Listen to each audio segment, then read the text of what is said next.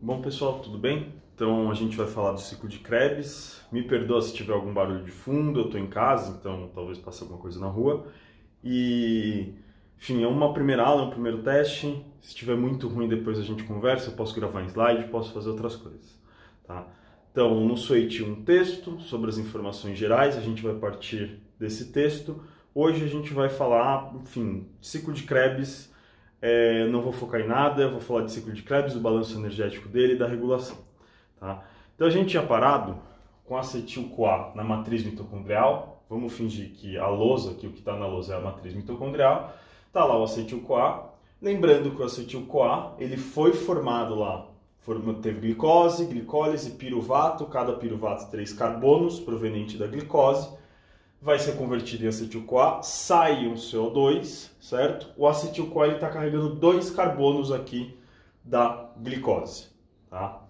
Entrou na matriz, chegou na matriz, vai ser encaminhado para o ciclo de Krebs. O que vai acontecer? Primeira reação do ciclo de Krebs, a gente vai ter a condensação do acetil-CoA com oxalacetato para formar citrato. Tá? Então a gente vai ter aqui a formação de citrato. Tá? O que é importante a gente pensar aqui? Bom, acetil-CoA tem 2 carbonos, oxalacetato tem 4 carbonos, tá? Esses 2 carbonos da glicose, esses 4 carbonos do próprio oxalacetato. O citrato ele vai ser formado por 6 carbonos. Tá? Desses 6, 2 lá da glicose. Tá?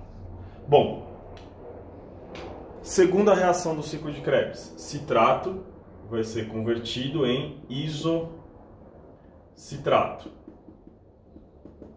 Então, conversão de citrato em isocitrato. Essa reação não é tão importante, ela simplesmente vai acontecer, é uma isomerase que faz isso. Isocitrato tem 6 carbonos também. Tá? Então, tem 6 carbonos aqui o isocitrato. Bom, daí o isocitrato ele vai ser convertido em alfa-cetoglutarato. Tá? Essa reação já vai ser relativamente importante. Deixa eu adiantar uma coisa para vocês. Como a lousa é pequena, eu não vou escrever os nomes das enzimas aqui. As enzimas vão estar no slide de vocês. Tá? Mas eu vou marcar aqui quais são importantes e quais não são. Essa enzima que converte isocitrato em alfa-cetoglutarato, ela é importante. Então, quando é importante, eu vou marcar aqui com um asterisco roxo. Tá?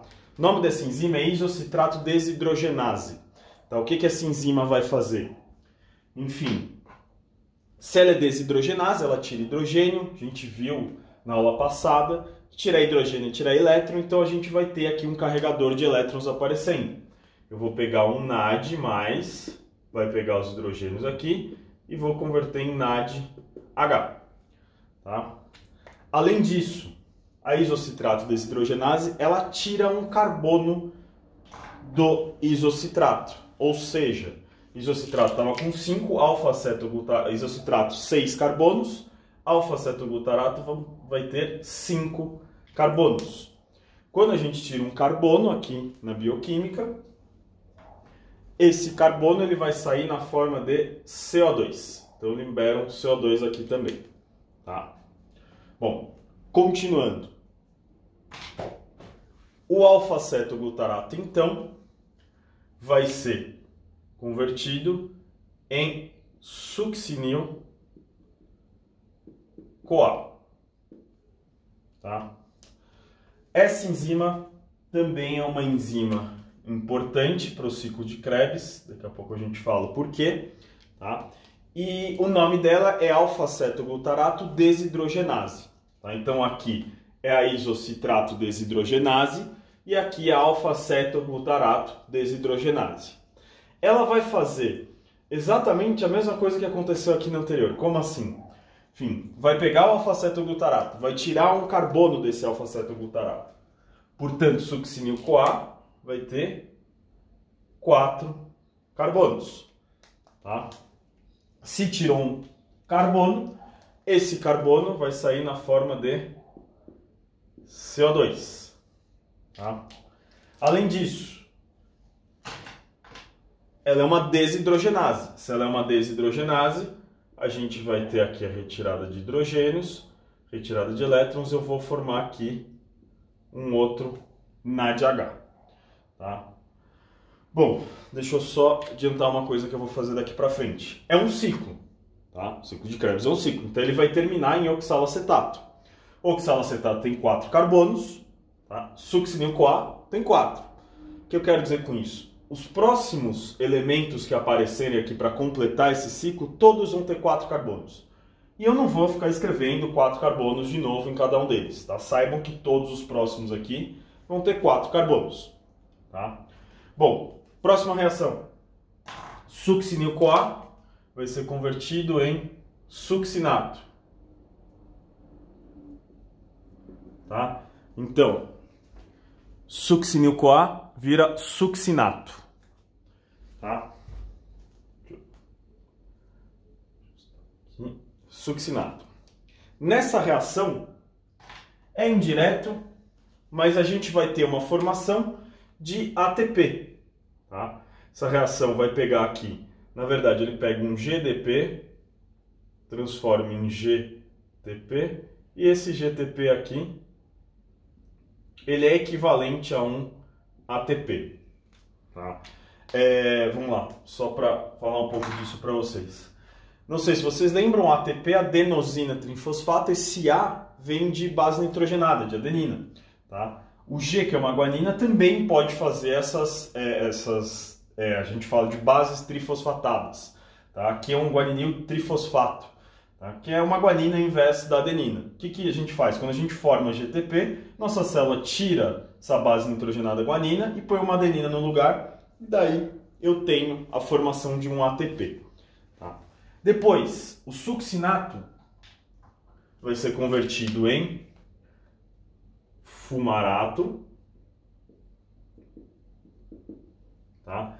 Essa reação aqui, ela vai ser importante para a aula da semana que vem, que é a aula de cadeia respiratória. Tá? Não vou falar muito sobre ela agora, pensando em cadeia respiratória, mas aqui vai ser uma desidrogenase também. Chama succinato desidrogenase a enzima que faz isso. Tá? O que essa enzima vai fazer? Se é uma desidrogenase, tira hidrogênio, ou seja, vai aparecer aí um transportador de elétrons. Tá? Deixa eu só aumentar aqui o espaço, gente, depois eu termino de escrever o fumarato. Ou seja, a succinato desidrogenase, ela vai aí formar um carregador de elétrons. Só que aqui não é o NADH que é formado. O que vai acontecer? Vai aparecer um outro carregador que chama FAD. Ele vai pegar os hidrogênios e vai ser convertido em FAD-H2. Tá? Então a gente tira aí hidrogênios, tira elétrons do succinato, ele vai virar fumarato e a gente tem a formação aí do FAD-H2. Daí o fumarato é convertido em malato e o malato então vai ser convertido em oxalacetato. E nessa conversão de malato em oxalacetato, a enzima chama malato desidrogenase, portanto, a gente vai ter aqui a formação de um carregador de elétrons, e nesse caso aqui é o NAD. Tá? Então esse é o ciclo de Krebs. Tá? Para que serve o ciclo de Krebs pensando no metabolismo de glicose? Tá? Reparem, a gente já tinha perdido lá, a glicose tem 6 carbonos. Tá? A gente já tinha perdido 2 carbonos dessa glicose na forma de CO2 na conversão de piruvato em acetil-CoA. Isso é a aula passada, por favor, peguem as anotações, olhem isso. Tá? Então, piruvato virou acetil-CoA, a gente perdia lá CO2 nessa conversão.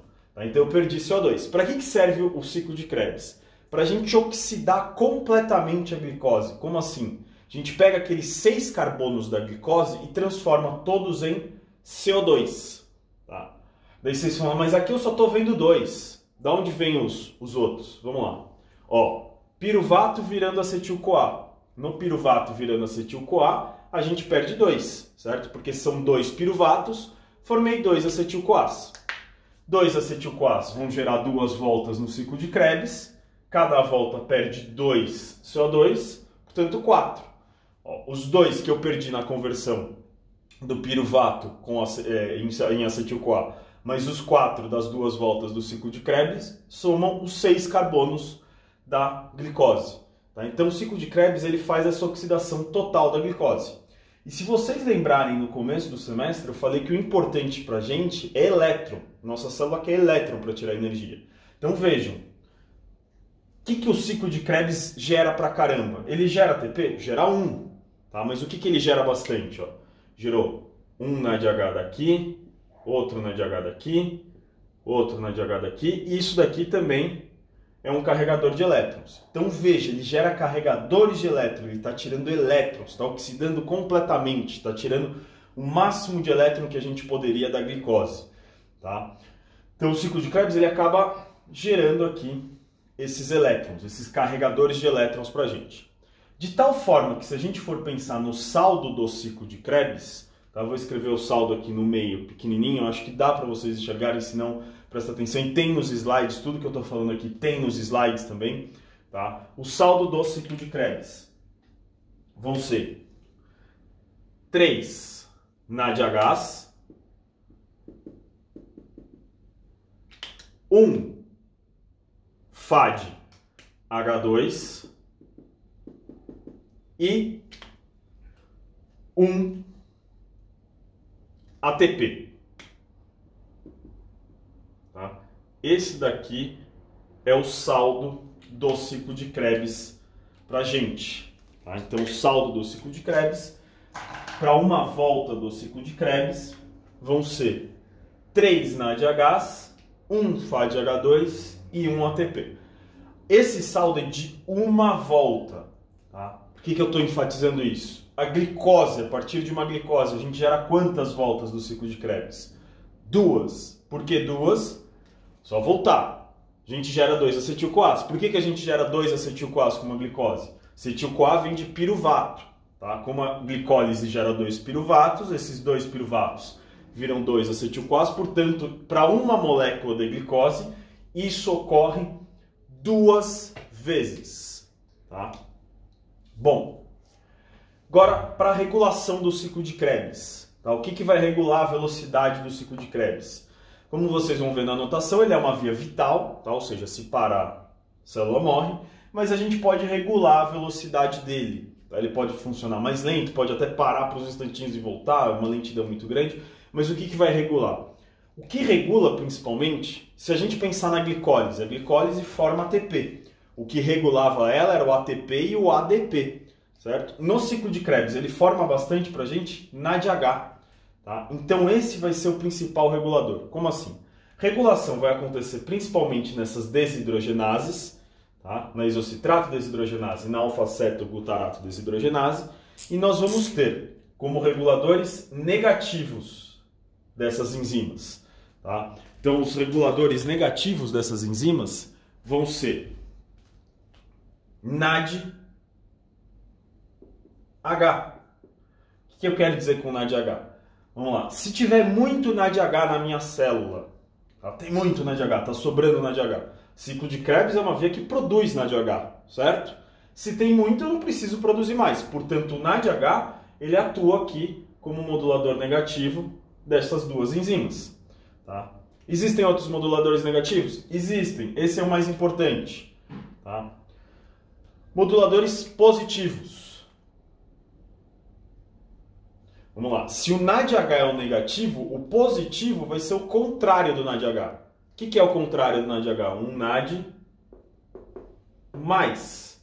Tá? É o mesmo raciocínio que a gente tem do ATP. Ó. Até acho que já falei com vocês isso. Quando a gente usa ATP, adenosina trifosfato, a gente forma ADP, adenosina difosfato.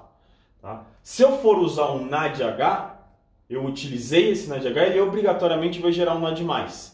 Então, o que significa? Se eu tenho muito NAD+ na célula, significa que eu vou ter pouco NADH.